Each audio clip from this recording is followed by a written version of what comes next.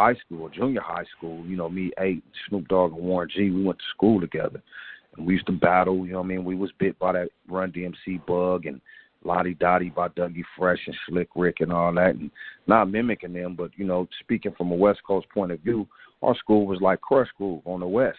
How we did it, And we used to battle rap and talk shit and, and I just got better and better and better. And me and 8 formed the group Compton's Most Wanted. And boom, the rest is history. Yeah. Yeah, and you live right down the road from MC Ren, too, so you got to see the whole NWA thing play out.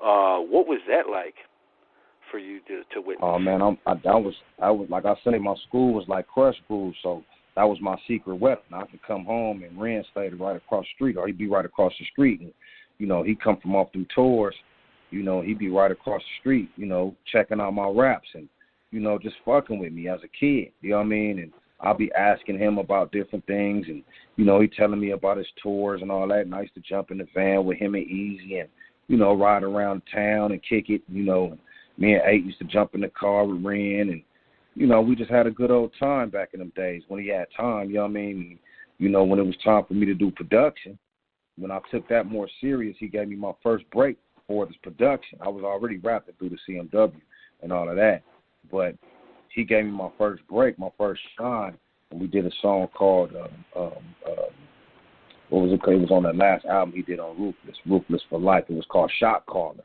I did the production on it as well as rapped on it with him. And from there, I started getting more serious because then Above the Law, they tapped in with me. They wanted a beat, and Cocaine wanted the beat. Then there was a lot of independent artists around the city that was fucking with me with the beats. And, then when I worked my way up to Snoop and Warren and 8 Dogg on a 213 project and Redman project, man, I'm a producer. And since then, I done produced, hands down, over 1 million projects. I can't even remember all the shit I produced.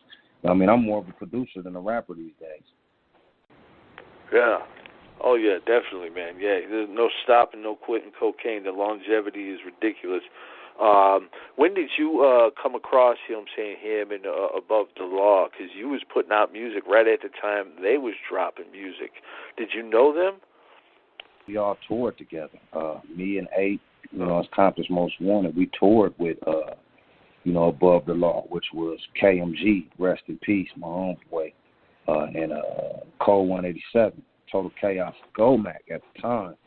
And, we did all those first shows together, those tours. It was Above the Law, Gangstar, the DOC, sometimes Too Short, And, me and 8, Compton's Most Wanted. And we just developed a cool-ass free friendship, man. And it's been day one since back then.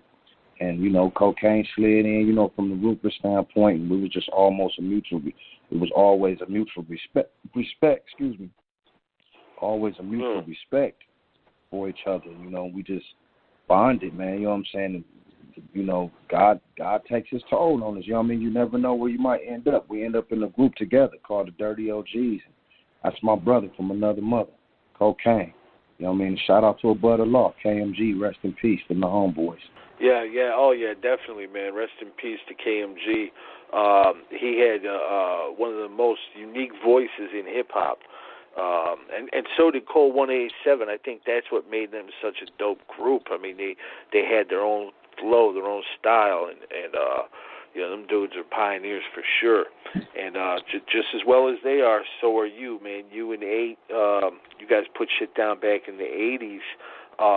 When did you first meet 8, man? How were you guys, like, in school real young? Or? Me and 8, we met through, one of his family members and one of my family members. They was, church buddies.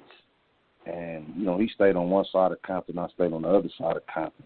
And, they call themselves, my auntie and his cousin, they call themselves working out, whatever, walking the track at Compton College, which is now El Camino College. And, me and 8 was just these rebellious little kids, We rather sit on the bench, and let them walk around. And we recite Rakim and EPMD and, all these different, tunes that we was off into, vibe tapes by Mixmaster Spade and Tidy T, King T and them, we had that in common. So, I used to go over his house and he used to come over my house and he ended up coming to the same school I went to, and, you know, we just bonded. That was my boy, you know what I'm saying, still is to this day. We just grew, you know what I'm saying, from boys to men, you know what I mean? We had kids 2 weeks apart, you know what I mean? Shit, we probably started fucking bitches at the same time, you know what I'm saying? But, you know what I mean, that's my dog from then to now, you know what I mean? Me and 8, you know what I'm saying, 8 chill at 8. We started this duo shit on the West Coast. Yeah. You guys are the first duo. You released, I believe you released music on the Compton compilation. That was like in like the 88 or 89, was it not? Ren and Eazy was like, y'all need to do some more songs. I need to get to the studio. We didn't know where no studio was at, you know. It was like, I need to go to Lonzo's, you know. If everybody's seen the NWA movie, Straight Outta Compton, they know who Lonzo is from the Wrecking Crew. So he directed us to Lonzo's, and we went up to Lonzo's, and we met DJ Slip and Lonzo and Unknown, and, you know, Slip and them that was doing a Compton compilation. They put us on it, you know, and we did the legendary song Rhymes Too Funky on there, you know, for those that, you know, want to go check their old school West Coast shit, you know what I'm saying, Rhymes Too Funky. And from that, Unknown, you know what I mean, he wanted to give us a deal with his production company through Capitol, you know what I'm saying, or Orpheus. We put out this, you know, this Compton, I'll give up nothing and give it up. And then, boom, It's a Compton Thing album came right after that. Boom, CMW was official. You know what I mean? So we've been rocking from back then to now. Yeah. Mm-hmm. Hell yeah. Putting out music steadily. You know, now you guys were trying to get music to Eazy at first. You know, was that your initial goal to sign to Ruthless? I mean, naturally for me, you know what I mean, 8 probably would say different, but for me, you know, because Ren stayed across the street. So, you know, I was trying to be part of that umbrella, you know what I mean? But at the same time, I was a smart little dude. Like, man, y'all got to put out a Brother Law, the DOC, JJ Fad, you know, all these different people. You know what I mean? I'm like, we going to be old by the time y'all put our record out. You know, and back then, old to me was 25 years old. I was a 16-year-old kid. You know, so once we got to the studio with Lonzo and DJ Slip, Unknown, and they showed interest in us, you know what I mean? Shit, we rode our wave over there. You know, Ren always gave me my props. You know what I'm saying? Like, man, keep putting out that music, man. Fuck that. You know, if you listen to the first NWA album, we the only motherfuckers got a shout out on that album. You know what I mean?